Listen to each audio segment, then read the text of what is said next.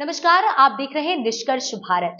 अगर आपने हमारे चैनल YouTube पर देख रहे हैं और अभी तक सब्सक्राइब नहीं किए हैं तो आप अभी सब्सक्राइब करें और अगर Facebook पर देख रहे हैं तो हमारे चैनल को फॉलो करें। सियासत में सिहरन क्यों पैदा करता है? जून का महीना 1975 के राजनीतिक घटनाक्रम लोगों को भुलाए नहीं भूलते। भारतीय राजनीतिक इतिहास में जून का महीना हर साल अविस्मरणीय दिनों की याद दिला देता है। इंदिरा गांधी की लोकसभा सदस्यता खत्म करने का इलाहाबाद हाईकोर्ट का फैसला 12 जून 1975 को आया था। 24 जून 1975 को इंदिरा को सुप्रीम कोर्ट से आंशिक राहत मिली थी। विपक्ष के बढ़ते दबाव को देखते हुए इंदिरा ने 25 जून 1975 को देश में इमरजेंसी की घोषणा की थी। इतिहास के पन्नों में इंदिरा गांधी, राजनारायण, जयप्रकाश नारायण, इलाहाबाद हाईकोर्ट और इमरजेंसी में गजब का तारतम्य दिखता है।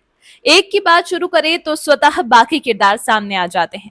तब तक के घटनाक्रम की रील चल पड़ती है। फिर इमरजेंसी में बड़े नेताओं से लेकर इंदिरा गांधी के विरोध में पड़े तमाम नेताओं के जेल जाने, जबरन नसबंदी, तुर्कमान गेट कांड जैसे कई लोमहर्षक घटनाक्रम दिखने लगते हैं। इनमें 3 घटनाएं तो साल 1975 के जून महीने में ही घटित हुई। पहले इंदिरा गांधी की चुनावी जीत के खिलाफ इलाहाबाद हाईकोर्ट का फैसला आया।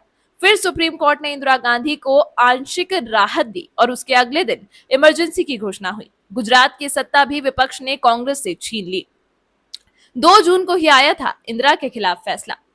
इंदिरा गांधी सरकार के खिलाफ जयप्रकाश नारायण के नेतृत्व में संपूर्ण क्रांति की शुरुआत तो 1974 में ही हो गई थी, लेकिन इसे बल मिला 12 जून 1975 को, जब इलाहाबाद हाईकोर्ट ने इंदिरा गांधी की लोकसभा सदस्यता रद्द करने का फैसला सुनाया।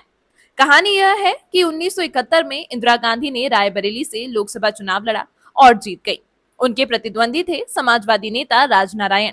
राजनारायण ने इस बारे में इलाहाबाद हाईकोर्ट में मामला दर्ज कराया। उनका आरोप था कि सरकारी मशीनरी का दुरुपयोग कर इंदिरा ने चुनाव जीता है। इस मुकदमे को आज भी लोग इंदिरा गांधी बनाम राजनारायण के नाम से जानते हैं।